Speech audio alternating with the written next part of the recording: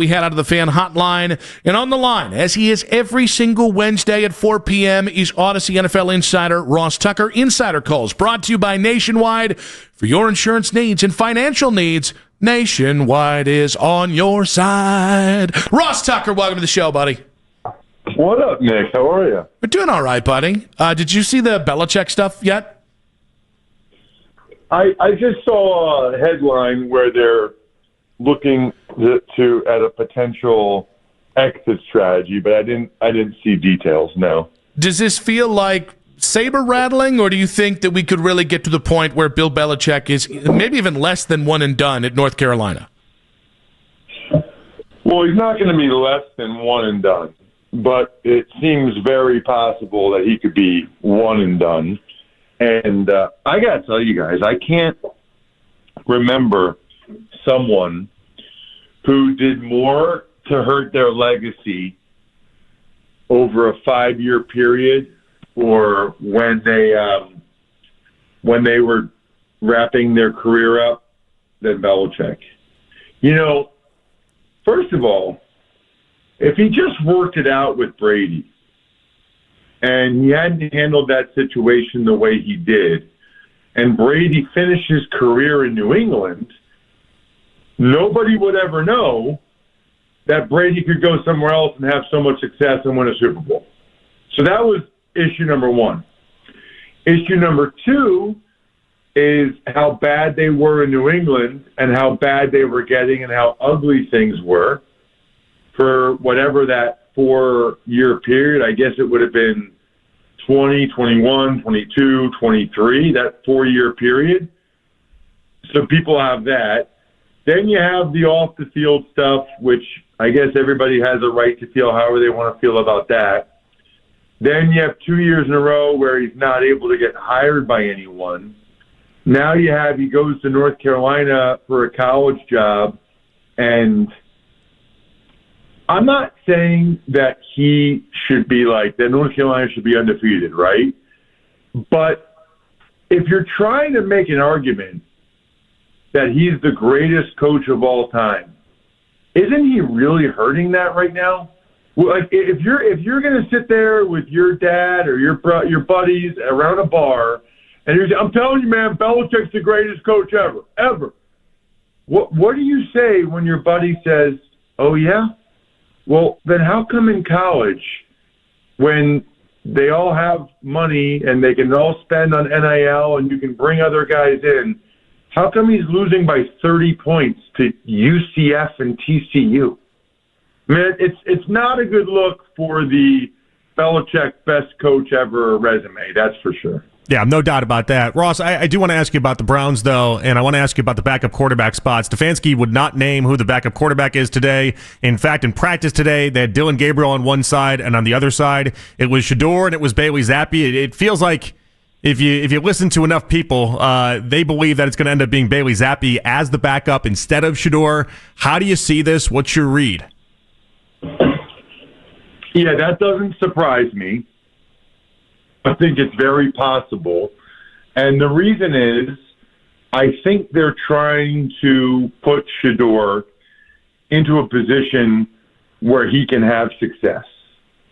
And I think if he had to enter a game as a backup that got no reps that week, because especially with a young quarterback like Dillon Gabriel, who, by the way, I thought did some really positive things Sunday. You want that guy that's starting to get every rep. You want him to get every rep against every look that he's going to see from the Steelers and be ready to roll. And based on everything we've seen, heard, anybody talks to, it does not seem like Shedeur Sanders is the type of guy that is going to really be ready to roll as a backup with no reps. And so, man, if Gabriel got hurt and Shedeur had to go in, it could be bad. Now, maybe you don't care, and maybe fans don't care, and, hey, sink or swim. But if you have some investment in him, like the Browns do, and you want to see what he can do, they probably realize that that's not only gives the team no chance to win, but probably it's a lose-lose scenario for the team and Shedeur. I suspect, unless Gabriel's really playing well, that Shedeur will get his chance to start a few games this year. I don't know what that number is, but I suspect that will happen. And when that happens, I think they'll give him every rep that week, just like Gabriel's getting now, to give him every opportunity for success. Ross, looking at the quarterback picture, the four-way competition that happened this offseason, into camp, into the preseason, Kenny Pickett was dealt before the regular season. Joe Flacco dealt after 5 weeks. Did the Browns botch the quarterback competition? No, I actually think they've handled it perfectly. I mean, Pickett was hurt, so he kind of defaulted. Pickett was hurt the whole time, so he wasn't even part of the competition. And so after that, they realized, okay, well, we think we got the best chance to win with Flacco, and maybe we can rekindle that magic from 2 years ago, 2023, when he was lighting it up and we went to the playoffs and whatever. That's worth a shot. If that doesn't go well, let's see what we have in Dillon Gabriel, who we like. We took in the third round. We'll see what we have in Shedeur. Let's determine whether these guys are starters, number twos, number threes, or shouldn't be in the NFL. And then we will go ahead and draft our quarterback of the future in the 2026 NFL draft, which is why we traded down.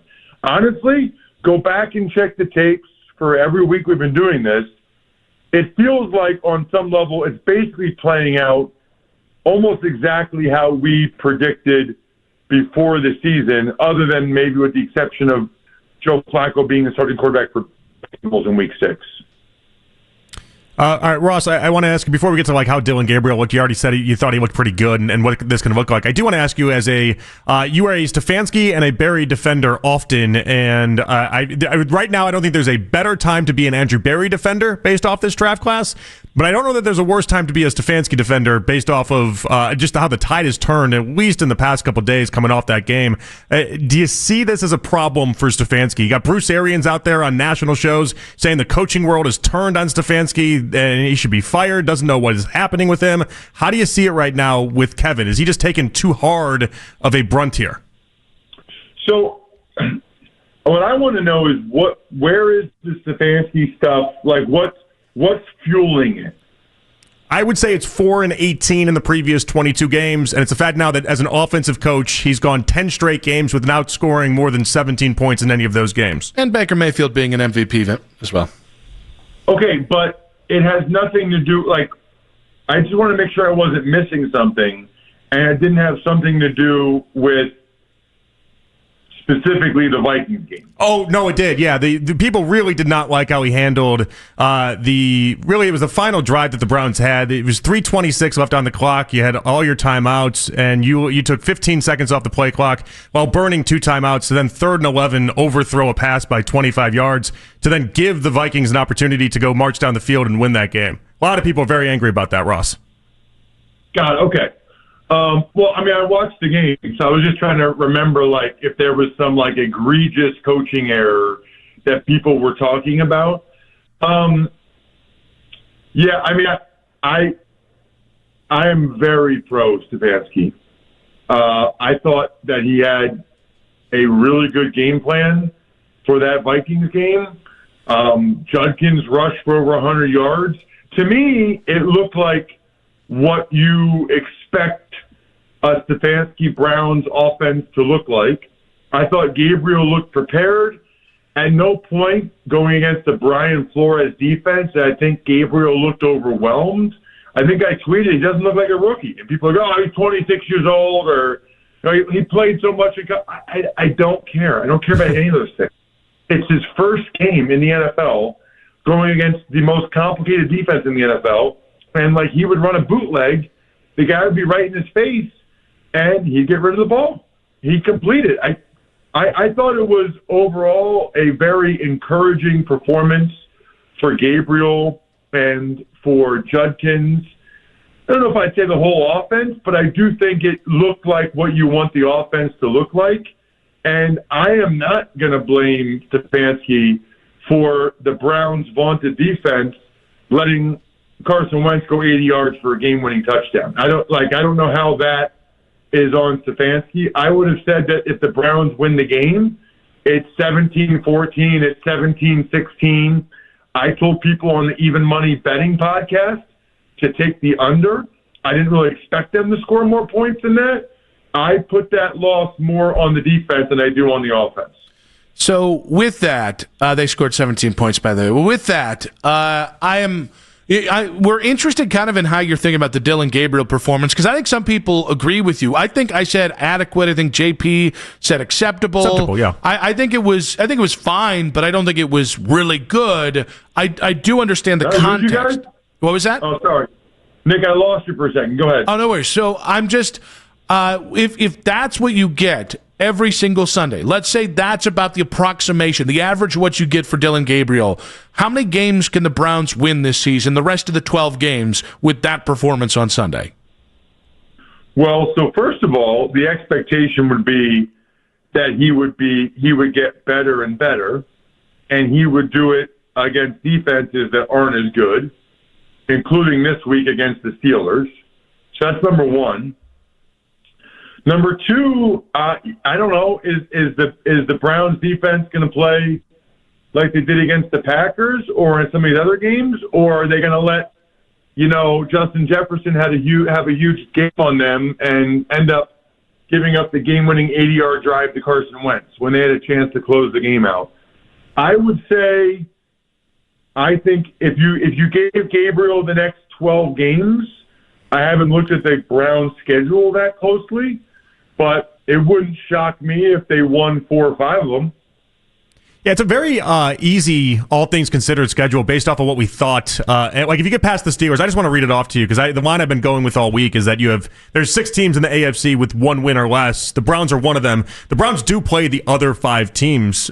So Ross, after the Steelers, you got the Dolphins, then the Patriots, a bye week into the Jets, Ravens, Raiders, 49ers, Titans. There are a lot of winnable games there, Ross. Yeah. Gosh, I think there's a pretty good chance the Browns, out of their last 12 games, depending on if and when they would put Shedeur in, I think based on what I saw from Gabriel and the way they ran the ball with Judkins, I don't think it'll happen, but I don't think it's out of the realm of possibility that the Browns would go 6-6. I think the more likely range is 3-5. And I would go in the middle of that. I think the Browns would win 4 of those games, but I wouldn't be surprised if they were on the higher end. But I think 4 is very realistic, for the rest of this year. Ross, I'm fascinated by what's going on in Philadelphia with their 5-0. They're the defending Super Bowl champions, and every week we're hearing A.J. Brown talk. Devontae Smith, not much of a talker compared to A.J. Brown. He's talking about he's not maybe thrilled. I don't mean this, and this is going to sound heavy-handed in this way I ask it, but I'm curious, why isn't winning enough right now for A.J. Brown or Devontae Smith? Well, number one, they did lose to the Broncos, so they're 4-1, but that's okay. Math is hard for me, Ross. Yeah, no, I know. Secondly, first of all, receivers are like a unique breed unto themselves always. And in fairness to those guys, it's got to be the most dependent position in sports. It's easy for me as a lineman to say these guys are divas and they drive me crazy. But if you think about it, these guys train all year. This is all they do. And for them to get the ball, okay, the coordinator has to call a play in which they're the first or second read. The defense has to play along and not double them or not have a coverage that takes them away. The offensive line has to protect such that the quarterback has time. The quarterback has to have time and has to throw a good ball. So many things have to happen. The way I look at it, I was a pretty decent high school basketball player. No big deal, Nick. 16 points a game, 24 three-pointers my senior year, whatever. But pretty good. I would be really frustrated if when I was playing high school basketball and was definitely the best player and I was open, like, for a three and my teammate didn't pass it to me. I'd be like, what are you doing? JR or Judd, pass me the ball. Like, that's the only thing. Judd, classic Judd. Yeah, classic Judd. Judd was 5'10" in 7th grade. Everybody thought he was going to be the next great thing, our quarterback, everything. Guess how tall he was as a senior? Still 5'10", Jonathan. Still 5'10". Peaked early. Unbelievable, Judd. Yeah. So anyway, it's not his fault. He just went through puberty super early. But by the way, he was awesome in 7th grade. Like, awesome. Imagine a 5'10", 170-pound quarterback in 7th grade. It was amazing. I had to guard a 6'3", 250-pound kid in 6th grade, and I was like 5'5". It was a nightmare, Ross. But anyway, that's what I equate it to. The other thing is, you know, these guys, they've won a Super Bowl now. They've all been paid. Like, they have all they have all the other things they could want. I think that they want to feel like they're contributing more to victories, but they haven't gotten the run game going really. So Saquon's not having a great year. I mean, nobody's having a great year yet. It's hard. There is no scenario where every guy is having a great year. They have too many good guys. So I like the fact that they had a meeting for hours on Monday. I think Saquon kind of organized that, and I think hopefully that helps them, get back to where they should be because they still are probably the best team out there. Ross, about 20 seconds. You in or out on pumpkin spice season? I don't even know. I don't think I've ever had a pumpkin spice anything. I'm going to do that, though. I'm going to take my daughter to Starbucks. I'm going to do pumpkin spice something because people ask me about this all the time, and I feel like I'm out of the loop. You've never had like a pumpkin roll? I think you like it. Oh, no, I love pumpkin roll. Okay, because that's another kind of like pumpkin adjacent. Like a pumpkin spice latte. Yeah. I think you'll like it. I think it'll turn the corner for you. Pumpkin spice frappuccino because I only drink frappuccinos because they're like caffeinated milkshakes. So yes, but you can do a latte. It's basically the same thing. I'm not a latte guy, but I'll do a pumpkin spice latte. What's the difference between a frap and a latte? Latte, as Ross said, latte is it's like a milkshake almost. So a latte is not a milkshake? No, latte is a warm coffee. Exactly. A frappuccino is a blended, delicious drink. Well, I don't drink coffee in my life, but my wife likes Starbucks, so she had me get a frappuccino once. It's amazing. It's like a milkshake with caffeine. Yeah, the fra part of that is frozen. The fra. Okay. Yeah. All right. Such a Judd move. Ross, great Classic stuff, buddy. Judd. Appreciate you. Later, dudes. That was Odyssey NFL insider Ross Tucker.